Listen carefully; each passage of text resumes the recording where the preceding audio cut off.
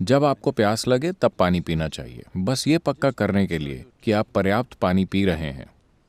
Drink 10% more than what you actually need. जितनी आपको वाकई ज़रूरत है उससे 10% ज़्यादा पीजिए। 2 कप ज़्यादा पी सकते हैं, ये पक्का करने के लिए कि आप कम नहीं पी रहे हैं। अगर आप उस किस्म के नहीं हैं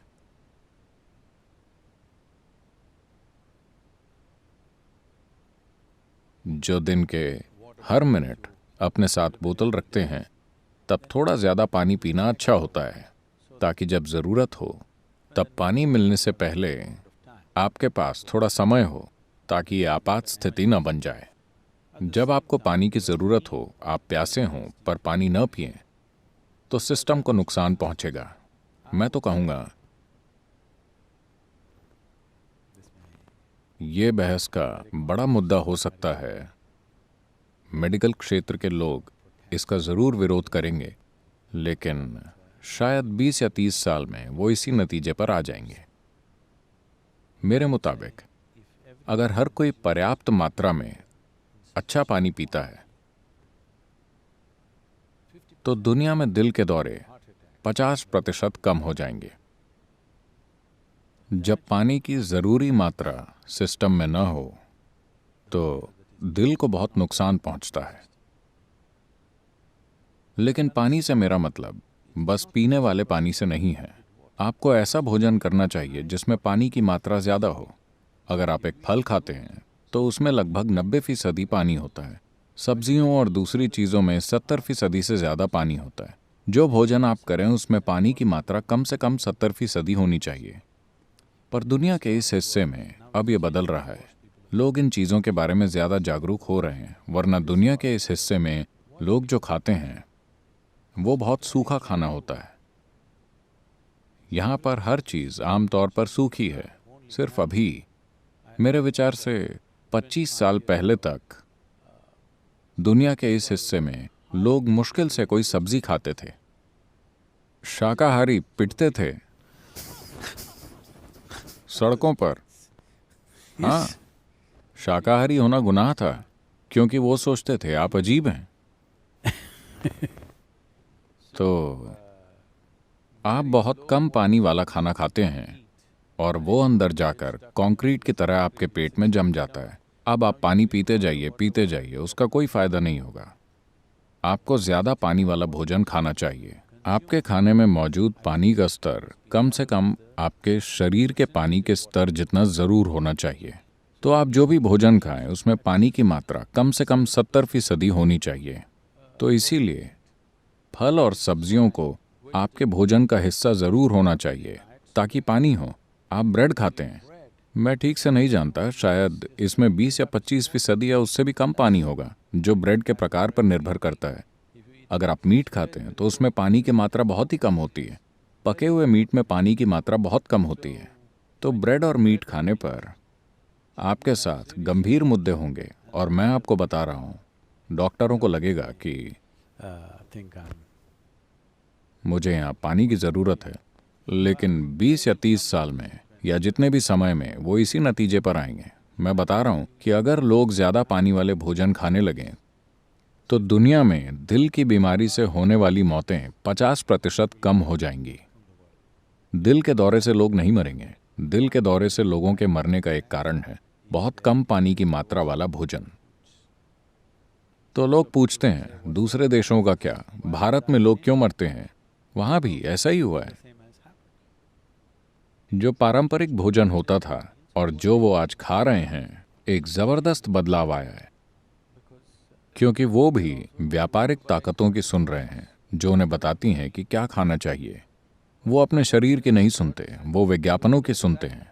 बड़ी होर्डिंग या टीवी विज्ञापन तय करता है कि खाना क्या है, ना कि आपका शरीर। तो कुछ निश्चित स्थितियों में पानी न पीने से चलेगा, लेकिन अगर आपको प्यास लगे तब पानी पीना चाहिए। ये बहुत ज़रूरी है कि जब आपको प्यास लगे तब आप पानी पिएं, क्योंकि शरीर का अपना ही तरीका है। When it indicates you need water, you must give it water. जब वो प्यास का इशारा देता है तो आपको 20 मिनट में या ज़्यादा से ज़्यादा आधे घंटे के भीतर भरपूर पानी पीना चाहिए। अगर आप पर्याप्त पानी पी लेते हैं तो शरीर तय कर लेगा कि कितना लेना है और कितना फेंकना है। दूसरा सवाल क्या था? सूरज और चांद किस तरह से अपना असर? ओह, सूरज और चांद दोनों के गुरुत्वाकर्षण का और उनके कंपन का भी पानी पर असर पड़ता है। ज्यादातर लोगों को सिर्फ गुरुत्वाकर्षण का असर ही नजर आता है, क्योंकि वरना अभिलाष जैसे नाविक नाव नहीं चला पाएंगे। वो छोटी नाव कभी भी चल सकती है, पर अगर आपके पास बड़ा जहाज है तो आप बिना लहरों के यात्रा नहीं कर सकते। आप बिना लहरों के बंदरगाह से नहीं निकल सकते। पुराने समय से ही नाविक हमेशा लहरों का इंतजार करते आए हैं। बिना लहरों के जल यात्रा का कोई सवाल ही नहीं है, बिना लहर की मदद के। तो ये समझना कि कब लहर उठेगी, कब गिरेगी, बहुत महत्वपूर्ण था।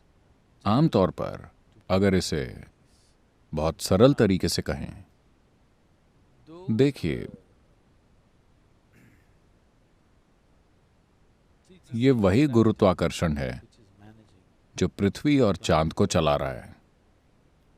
पर धुरी पर घूमने का अपकेंद्री बल और गुरुत्वाकर्षण बल किसी तरह से इतनी सटीकता से संतुलित है कि वो टिके हुए हैं एक साथ। लेकिन असल में सेंटर ऑफ मास एक ही जगह पर होता है, ये दो जगहों पर नहीं होता।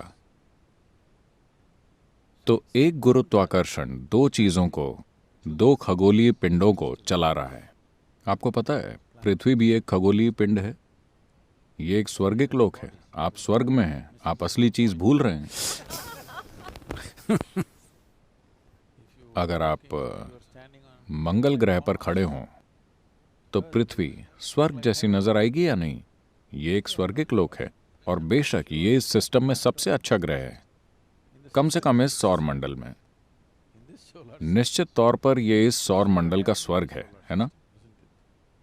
ठीक है, हम इसे बर्बाद कर रहे हैं, वो अलग बात है, पर यह खुद को ठीक कर सकती है। अगर हम गायब हो जाएं तो ये खुद को अच्छे से ठीक कर लेगी।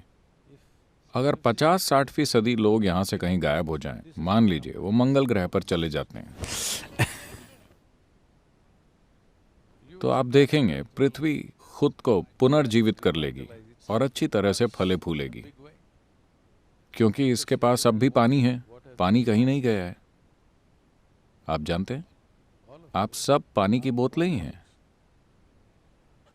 आप उनसे थोड़ी ज्यादा हैं, लेकिन ये एक जलाशय है ना? 70% पानी, बस हिलाकर देखिए।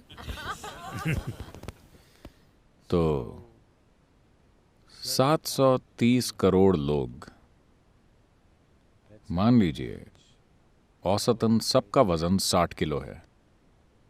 मैं यहां भारी भरकम वजनी लोगों को नहीं गिन रहा हूं, लेकिन मान लीजिए कि औसतन सबका वजन 60 किलो है, और इस 60 में से कम 40 किलो पानी है। इसका मतलब है कि हर इंसान अपने शरीर में 40 लीटर पानी लिए घूम रहा है। 40 गुना 730 करोड़, कितने लीटर हुआ? यह लगभग खुद एक महासागर हो गया। तो पानी कहां गया? यह पूरा यहीं है। यह इस वातावरण को छोड़कर कभी नहीं गया। पानी की जो मात्रा करोड़ों साल पहले यहां थी, वो अब भी यहीं है, लेकिन वो बस बेकार बोतलों में भरा हुआ है।